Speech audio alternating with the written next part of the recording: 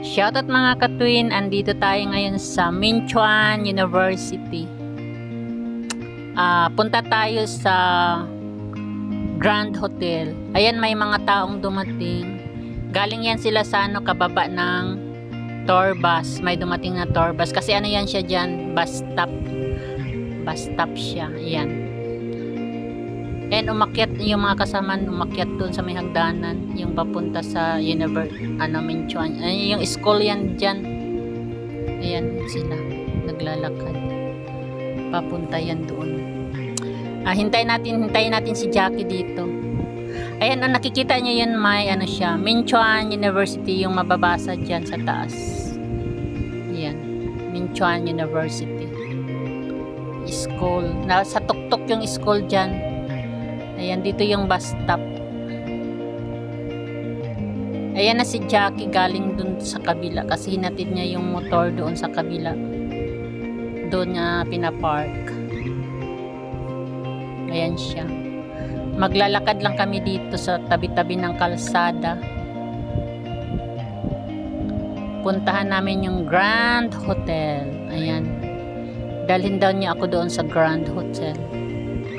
Kasi hindi pa ako nakapunta doon para mapasyalan ko doon yung Grand Hotel. Sa gilid-gilid lang kami ng kalsada. Ayan oh. Dami ding mga motor nakapark dyan.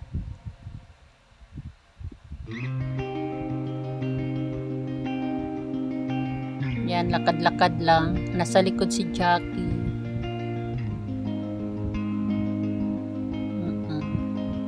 Ayan niya magpakuha ng video, kaya tayo lang nakafocus dyan sa video.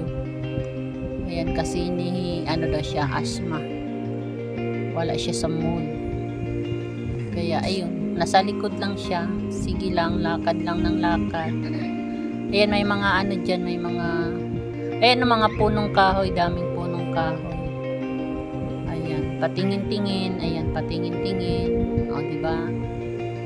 Ayan, ayan o, yung gabi yan. Parang gabi siya, pero hindi pala yan siyang gabi na pwedeng lutuin. Mga tumutubo lang siya dyan sa sa lupa.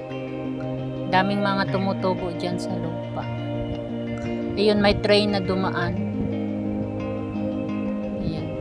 Dito lang kami sa gilid-gilid lang ng kalsada.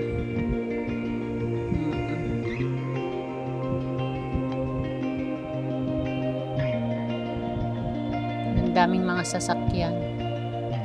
Medyo malayo yung lalakarin namin.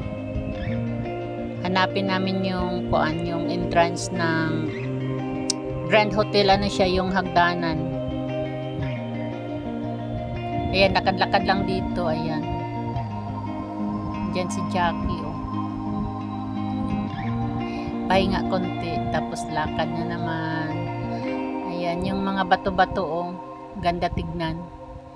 Na din ng semento para hindi mag-landslide, kaya ayan, nagpapakyut si Joy. Ayan, gala-galaan yan, ayan. Excited na niya yan mapuntahan yung Grand Hotel. Ayan, palakad-lakad lang. Diba? Ayan, daming mga dyan. Punong kahoy dyan sa sa tuktok dyan sa taas. Ayan. Yun na naman sa likod si Jack. Ayan, daming mga punong kahoy.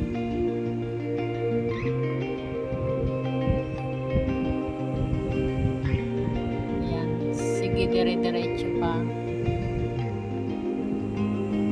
Yan yung dyan, yung tawiran papunta doon sa kabila.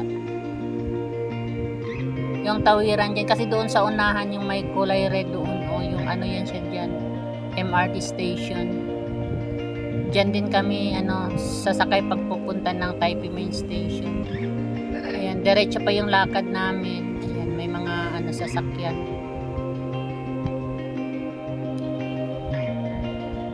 Ayan, dire-diretso pa kami doon sa unahan. Malapit na pero malayo pa. Parang waing lang. Ayan, may mga bus. Ayan, oh, may mga sasakyan na, di ba? Ayan. Yun yung sabi na malapit na pero malayo pa pala. Basta gala, halagora. Ayan. Lakad-lakad exercise. Ayan. Napaka greenish ano yan dito kasi yung mga punong kahoy, daming mga ano tinanim na punong kahoy sa gilid ng kalsada, doon sa may gitna sa kabilaan ng gilid, tapos sa gitna yun yung way papunta doon, way papunta dito, yung gitna mayroon talagang nakatanim na mga punong kahoy.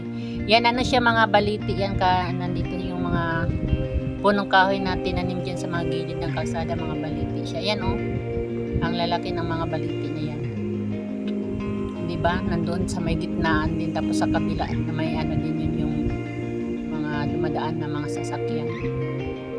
Kaya kahit naglakad ka dito, kahit na ano siya, yung sobrang mainit ang panahon, okay lang dyan sa gilid-gilid ka maglakad-lakad kasi maraming punong kahoy. Yun. Ganyan. Pero papawisin pa rin tayo kasi syempre naglakad-lakad nga, di ba? Ayun, medyo malapit na siguro tayo. Ayan, dami talagang punong kahoy.